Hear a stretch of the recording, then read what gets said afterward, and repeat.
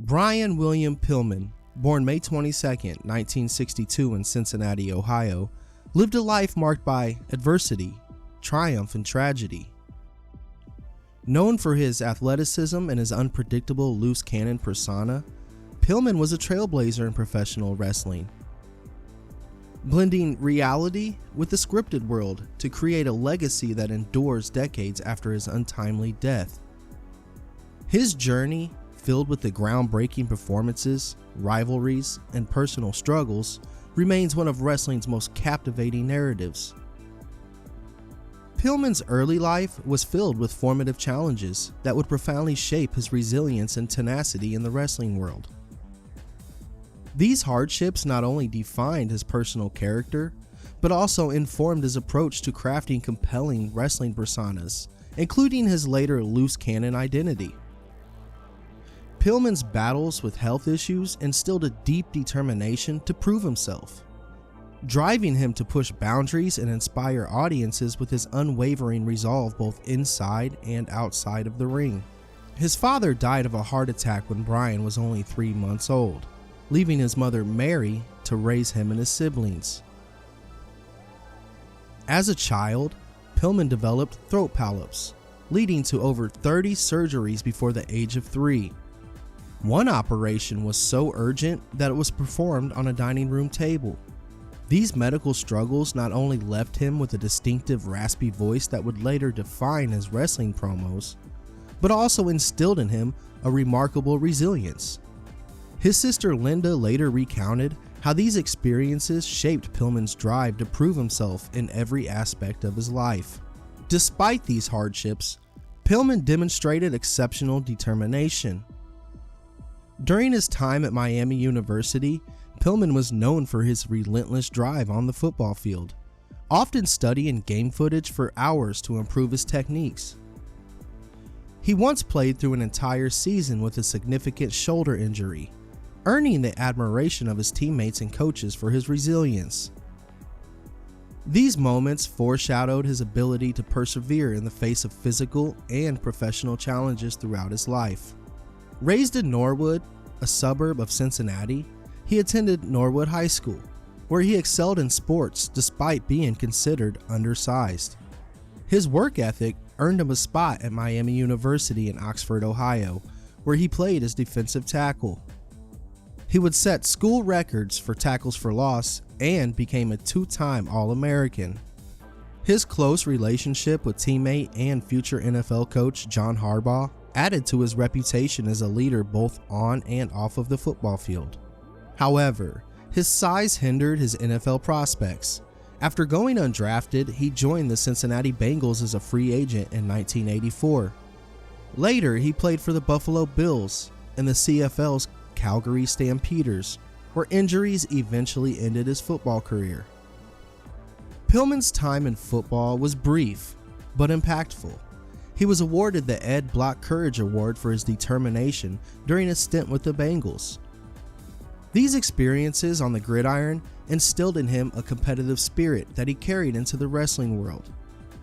He remained close to Harbaugh throughout his life, with their bond symbolizing the strength of Pillman's personal connections.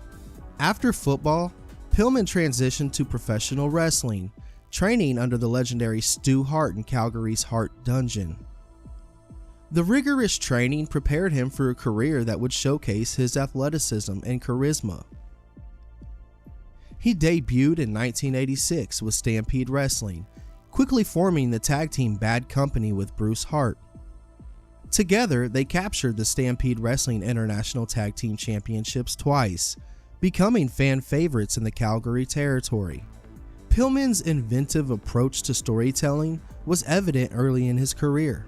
To garner sympathy from fans, he orchestrated a storyline involving his then-girlfriend portraying his sister at ringside, allowing him to play the role of a heroic protector. These innovative strategies set the stage for his future success and laid the groundwork for the boundary-pushing storytelling of his loose cannon persona. By blending reality and fiction, Pillman demonstrated an unparalleled ability to engage audiences, a skill he would refine and perfect throughout his career. By 1989, Pillman joined World Championship Wrestling as Flying Brian. His high-flying maneuvers and vibrant personality made him an instant fan favorite.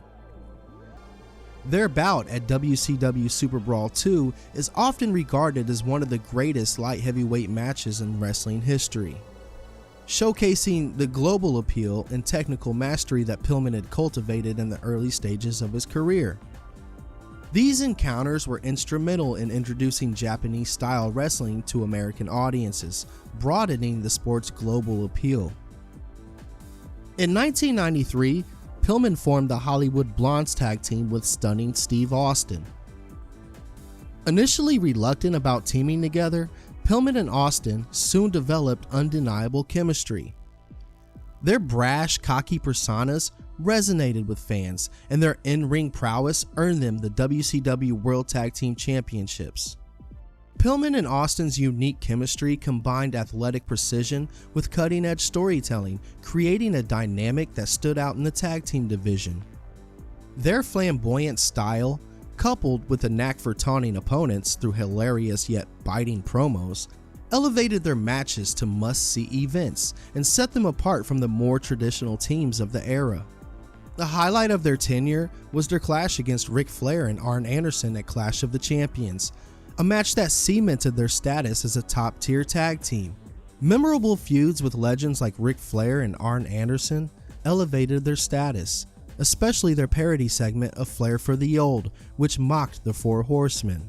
Despite their growing popularity, the team was abruptly split by WCW's management, a decision heavily influenced by backstage politics and the established hierarchy within the company. Additionally, WCW's creative team prioritized established main event names over rising talents. Their disbandment became a symbol of WCW's often criticized handling of emerging stars. Stone Cold Steve Austin later recounted that Pillman's creativity and passion for the business had inspired him to refine his craft. The dissolution of their team marked the beginning of both men's individuals' ascents, but it remained a missed opportunity for WCW to capitalize on their combined charisma. I first met Brian Pillman when I came into Atlanta for World Championship Wrestling. I'd been down in Dallas in World Class Championship Wrestling, and I came into the airport where all the boys used to train at the same airport gym. It was Gold's Gym, and I remember watching Brian on TV for about a year, and I was always impressed with his flying ability and everything that he did in the ring and his intensity. And I remember looking at him from across the gym, and he was an impressive guy. Had a good build. At the time, he was in really good shape. And I was thinking to myself, oh man, there's Brian Pillman. I just remember it was real special to me because I was a fan of his back then. And then I went over and shook his hand, and heard that raspy voice. And just went over to pay my respects to him. And little did I know that later we'd become tag teams and best of friends. But that's how I met him. I met him in a gym in Atlanta, and I was always a big fan. And he was always a real cool guy to me, starting from that first meeting.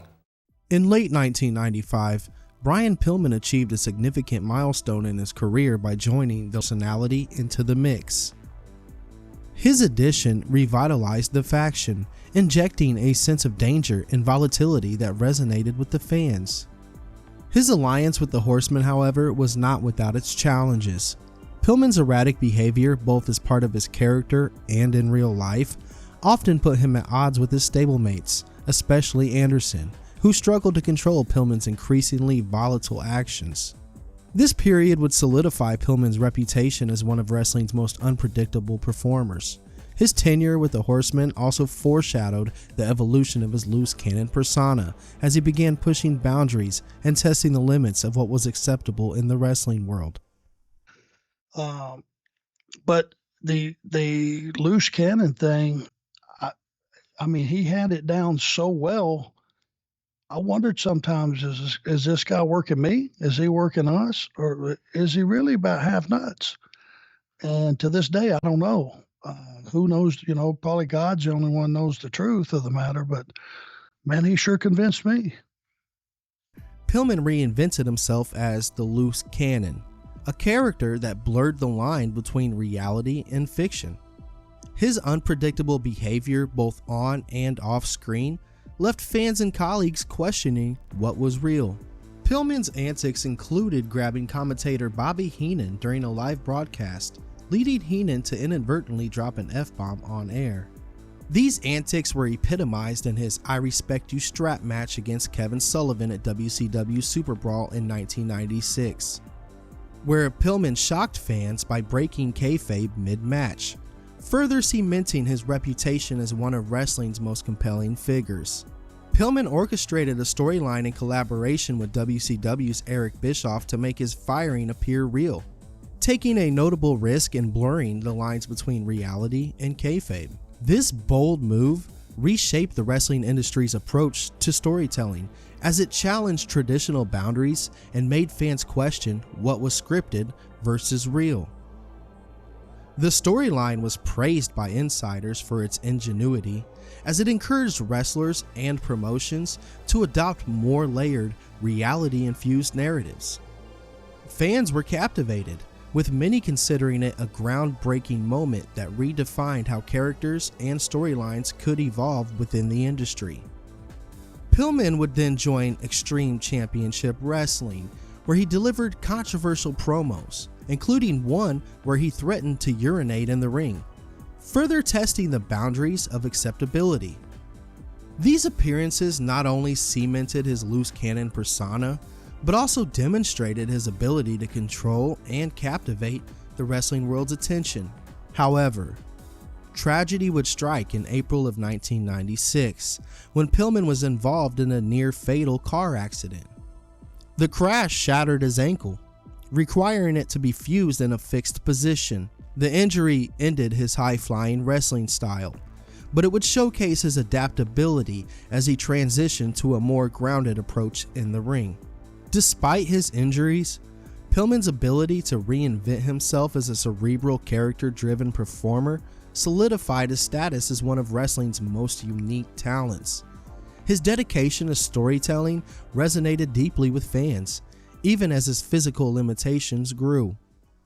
And when Pillman came in and he was doing that, I to this day, I don't know. I thought the guy legitimately lost his fucking mind. I thought he went batshit crazy, because even if it was all a work, which it comes to seem like it was, something was off. I'm sorry, but something was off with Brian, and I'm just gonna say you saw it in his eyes. He was off, and I don't know if it was what he was doing, because I know he was having some issues, but he was fucking crazy. In 1996, Pillman signed with the World Wrestling Federation, becoming one of the first wrestlers to secure a guaranteed contract. While recovering from his injuries, he served as a commentator before returning to the ring.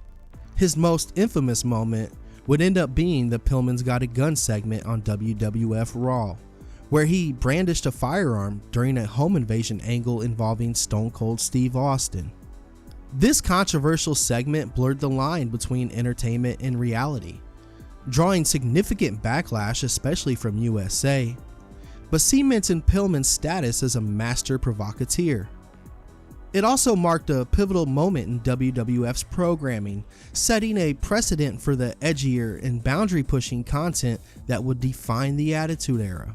Following WrestleMania 13, Pillman aligned himself with the anti-American Hart Foundation, joining Bret Hart, Owen Hart, the British Bulldog, and Jim Neidhart. Despite his declining health, Pillman remained a pivotal figure, engaging in feuds with Stone Cold Steve Austin and Goldust. His storyline with Goldust included controversial segments like Brian Pillman's Triple X Files, which pushed the boundaries of WWF's emerging Attitude Era. Pillman's personal life was as turbulent as his professional career. Among the most notable events were his continuous custody battles and his struggle to maintain stability for his family amid the chaotic demands of wrestling. His ex-girlfriend, Rochelle, the mother of his daughter Brittany, tragically took her own life, leaving Pillman devastated and grappling with guilt. His later marriage to Melanie, while filled with moments of devotion to his children, was also marked by significant conflict, including disputes over custody and financial strain. Despite these challenges, Pillman remained deeply committed to his family, often leaning on his sister Linda to provide stability for his children. These personal struggles, intertwined with his professional demands, painted a picture of a man trying to balance an intense public life with deeply personal heartbreaks. His struggles with substance abuse, custody battles, and the untimely death of his ex-girlfriend Rochelle weighed heavily on him. Rochelle, the mother of his daughter Brittany, took her own life amid the strain of their continuous relationship. This loss devastated Pillman, who took full responsibility for his actions and even paid for her funeral. He later married Melanie, with whom he had additional children, but their relationship was also marked by conflict. Melanie's controversial decisions, including her role in Rochelle's custody disputes, created ongoing family tensions that lingered long after Pillman's death. In the midst of these struggles, Pillman remained devoted to his children, striving to balance his demanding wrestling career with his responsibilities as a father. On October 5, 1997, tragedy struck the wrestling world when Brian Pillman was found dead in his hotel room in Bloomington, Minnesota, just hours before he was scheduled to wrestle at WWF's In Your House Bad Blood pay-per-view. Pillman's unexpected death at the age of 35 was attributed to an undiagnosed heart disease, the same heart disease that had claimed his father's life. The news sent shockwaves through the wrestling community, as fans and colleagues both mourned the loss of one of the industry's most innovative and beloved figures. The night of his passing, WWF aired a tribute to Pillman, but the decision to include a live interview with his widow Melanie on Monday Night Raw drew significant criticism. Many felt the segment was exploitive, overshadowing the genuine grief of the moment. Despite the controversy, the tribute highlighted Pillman's influence on the wrestling world and the profound impact of his loss. In the years following his death, Pillman's legacy was preserved through various retrospectives, documentaries, and the work of his son Brian Pillman Jr., who has carried on his father's name in professional wrestling. Pillman's untimely demise left fans reflecting on what could have been, as his innovative ideas and daring persona had only begun to shape the wrestling landscape. Brian Pillman's story serves as a testament of the power of perseverance, creativity, and innovation in professional wrestling. His journey, filled with triumphs and trials, continues to inspire wrestlers and fans alike. Pillman's influence can be seen in the careers of countless wrestlers who followed his footsteps, adopting his blend of authenticity and dramatic flair. MJF would go on record stating he drew inspiration from Brian Pillman. Brian Pillman's impact on wrestling transcends his in-ring accomplishments. A true innovator, his work inspired generations of wrestlers who sought to combine realism with performance. From his high-flying bouts against Justin Liger to his game-changing loose cannon persona, Pillman set the stage for the modern era of wrestling. Pillman's story is one of resilience, creativity, and a relentless drive to break the mold, a legacy that will never be forgotten. As we reflect on his remarkable life and career, I invite you to share your favorite Brian Pillman matches, memories, or even moments in the comments. What impact did the loose cannon have on your love for wrestling? Let's celebrate the legacy of a man who forever changed the industry, ensuring his contributions to wrestling history remain alive for generations to come.